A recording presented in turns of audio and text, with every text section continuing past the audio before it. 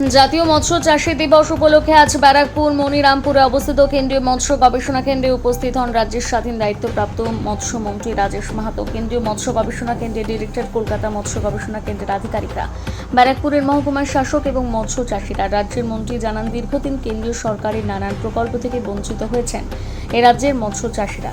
এ রাজ্যে নতুন double engine সরকার প্রতিষ্ঠিত হওয়ার পর আস্তে আস্তে মৎস্য চাষের জন্য সমস্ত চিন্তা ভাবনা করা হচ্ছে সরকারিভাবে।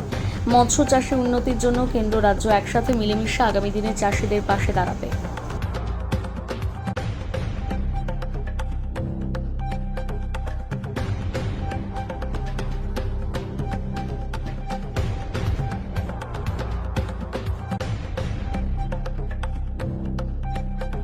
হিসেবে বলে মনে করছেন? পূর্বতন সরকার, কেন্দ্র সরকারের যে সমস্ত প্রকল্প ছিল সেগুলোকে এখানে আসতে দিত না। ঠিক আছে, রাজায় রাজায় যুদ্ধ, কুলু খাগড়ার প্রাণ যায়। রাজ্যের সঙ্গে কেন্দ্রের সদ্ভাব ছিল না, বনিমনা ছিল না, তাতে করে আমাদের রাজ্যবাসী বঞ্চিত হয়েছে, বহু প্রকল্পের লাভ থেকে বঞ্চিত হয়েছে। এখন ডবল ইঞ্জিন সরকার, সেই বঞ্চনার অবসান হয়েছে এবং আমাদের রাজ্যবাসী লাভ উঠাবে, উপকার পাবে আমাদের বিভিন্ন প্রকল্পে।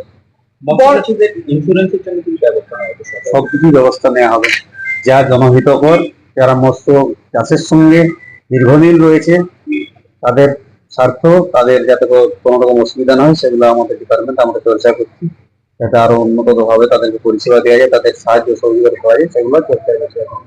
পরবর্তী পর্যায়ে আমরা আপডেট জানাবো দপ্তর থেকে। মৎস্য চাষের উন্নতির ক্ষেত্রে এই সংস্থা ৮০ বছরের সংস্থা, কেন্দ্রীয় অন্তর্দেশীয় মৎস্য গবেষণা সংস্থা, এর ভূমিকা আপনি কিভাবে? না, বাঙালির সঙ্গে যেটা মৎস্য, যেটা এটা চাষের বিষয়টা, এটা দীর্ঘদিনের একটা ইতিহাস রয়েছে।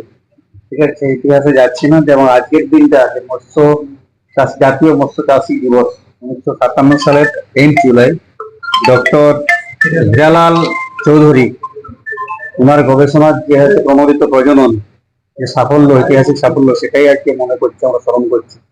এবং ওনাদের যে চিন্তা ভাবনা, যা পরিকল্পনা, সেগুলোকে আমরা বাস্তবায়িত করবো আগামী দিনে।